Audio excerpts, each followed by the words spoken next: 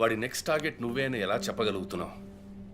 Doctor Ramya forensic పెథాలజిస్ట్గా work చేయగా lawyer Vishnu ఎవిడెన్స్ని అప్రూవ్ చేసిన కేస్, నేను ఇన్వెస్టిగేట్ చేసిన case. Catherine Emmanuel.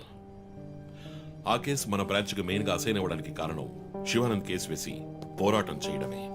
Yeah Emmanuel, అతని భార్య architect couple. Exactly sir. Yeah, బాగా డబ్బున్న వాళ్ళు. క్యాథరిన్ వాళ్ళ ఒక్కగానొక అమ్మాయి. సంతోషమైన కుటుంబం.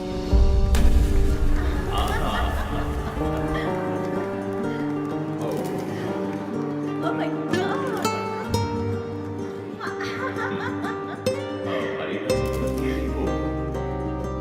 ఆ ఇంట్లో ఓ పనివాడు ఉండేవాడు, పేరు మరియదాసు. పనివాళ్ళ కాకుండా కుటుంబంలో ఒకడిగా కలిసిపోయాడు. వంట పని చేయడం, ఇంటి పని చేయడం, క్యాథరిన్ని స్కూల్కి డ్రాప్ చేయడం అన్నీ వాడే చూసుకునేవాడు.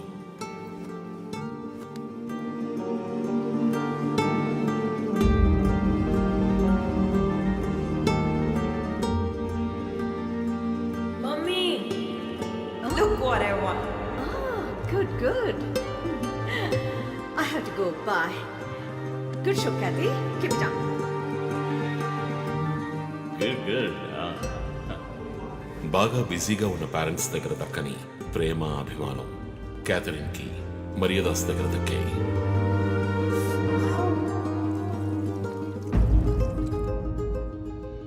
కానీ ఒక్క రాత్రిలో ఆ కుటుంబం చిన్నాభిన్నమైపోయింది. క్యాథరిన్ హత్యకు గురైంది. మరియదాసు పరారయ్యాడు. ఇంట్లో ఉన్న డబ్బు, నగలు దొంగిలించబడ్డాయి.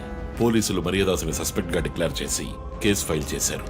వారం అయినప్పటికీ మరియదాస్ ఆచూకీ తెలియనందువల్ల విక్టిమ్ ని పూడ్చిపెట్టి కేసు క్లోజ్ చేశారు. 2 వారాలు అంతా సర్దుమణిగింది.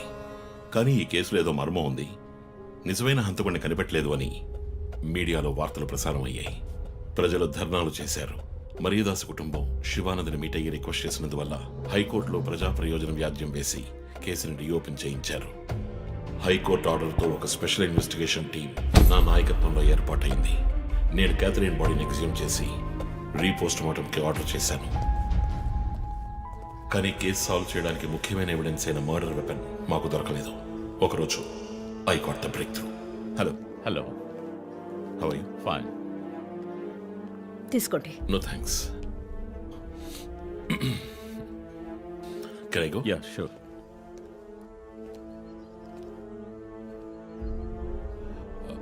ఓ, మీరు గోల్ఫ్ ప్లేయరా?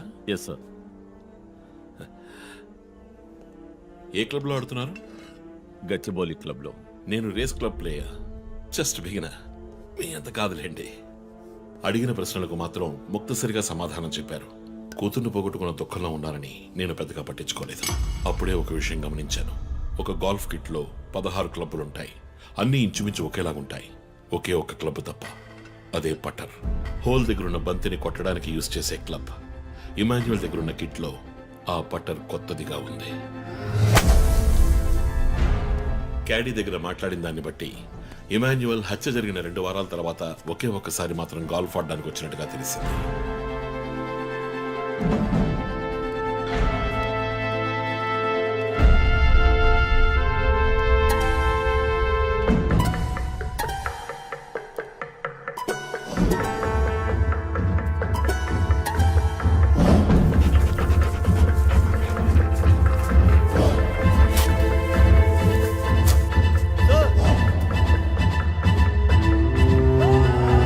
అనుమానం వచ్చిన చోట తవ్వగా దొరికిన గోల్ఫ్ పటర్ మేక్, ఫింగర్ ప్రింట్స్ బట్టి చూస్తే అది ఇమాన్యుయల్ కి చెందిన మిస్సింగ్ పటర్ గా తేలింది. ఫోరెన్సిక్ ల్యాబ్ ఎగ్జామినేషన్ లో మేము వెతుకుతున్న మర్డర్ వెపన్ అదేనని నిర్ధారణ అయింది. డిఎన్ఏ రిపోర్ట్ లో 2 ముఖ్యమైన ఆధారాలు దొరికాయి. ఫస్ట్, క్రైమ్ స్పాట్ లో క్యాథరిన్ మాత్రమే కాదు, మరియదాసు రక్తం కూడా ఉంది. సెకండ్లీ, దొరికిన గోల్ఫ్ పటర్ మీద ఉన్న బ్లడ్ ట్రేసెస్ మరియదాసువి.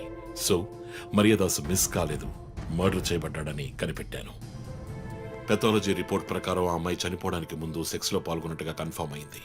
స్పర్మ్ డిపాజిట్ లో ఉన్న డిఎన్ఏ మరియదాసు డిఎన్ఏతో మ్యాచ్ అయింది. కేసు సాల్వ్ చేసేసాం.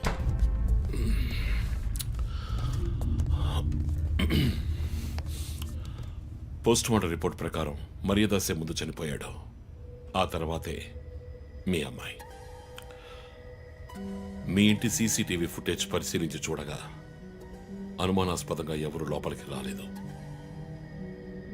కానీ ముఖ్యంగా మరియదాసు డెడ్ బాడీ మీ ఫామ్ హౌస్లో దొరికింది. పార్టీ క్యాన్సిల్ అయితే ముందే చెప్పకర్లా? Big waste of time. ఛ! కొత్త కారులో టెస్ట్ డ్రైవ్ వెళ్ళామనుకుంటా పోలా. ఆ,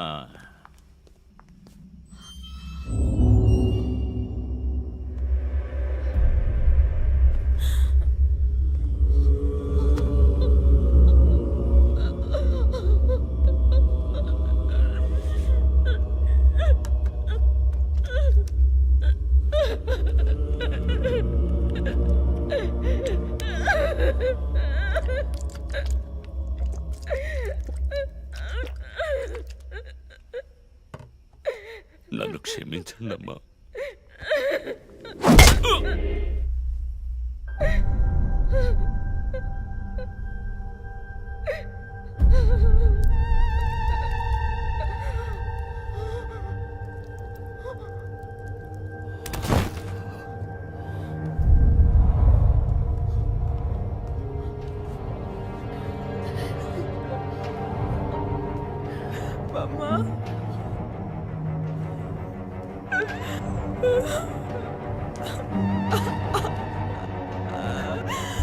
Why did you do this, Papa? Why?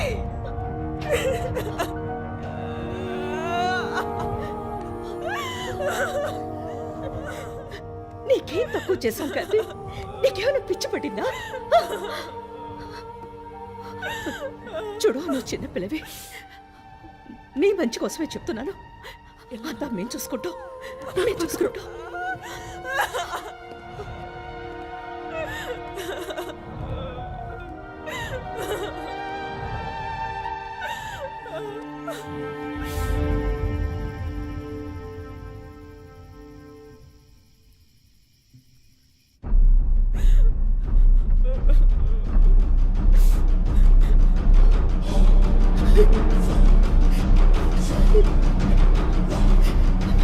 I'm gonna call the police. వద్దు. Mom, please leave me. వద్దు. Do something. Stop her. Kathy, Do పోలీసులకు something. చెప్పొద్దు. Stop her. I told you to stop.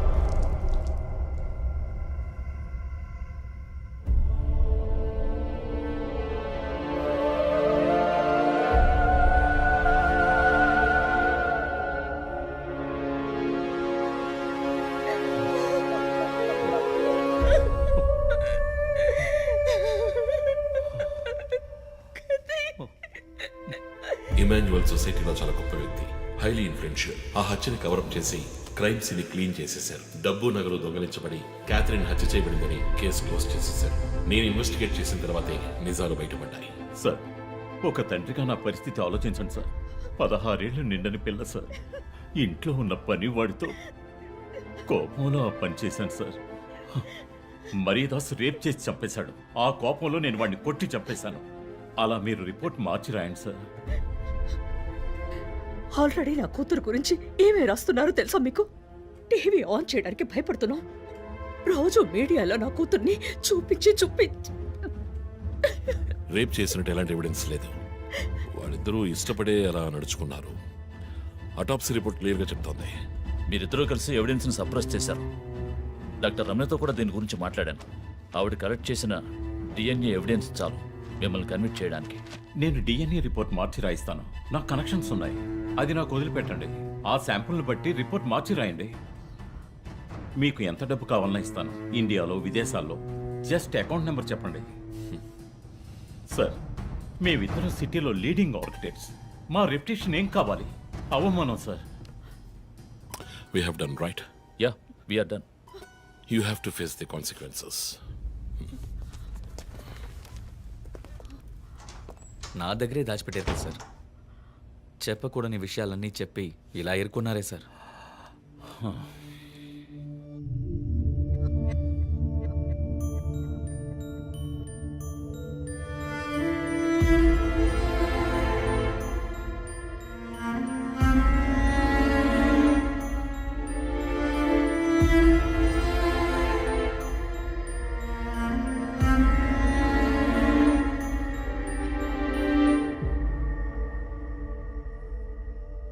Catherine వయస్సు మనల్ని అర్థం చేసుకోలేదు. అడిగిందల్లా కొనిచ్చాం. డబ్బు ఖర్చు చేసామే కానీ కొంచెం టైం ఖర్చు చేసి ఉండాల్సింది.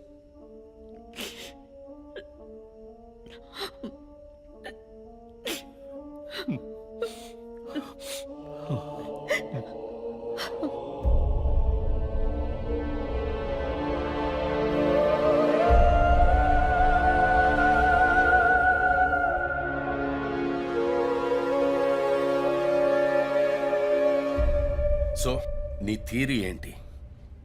శివానంద్, డాక్టర్ రమ్య, విష్ణు, ఆ తర్వాత నేను, మా నలుగురిని కనెక్ట్ చేసే కేసు ఇది.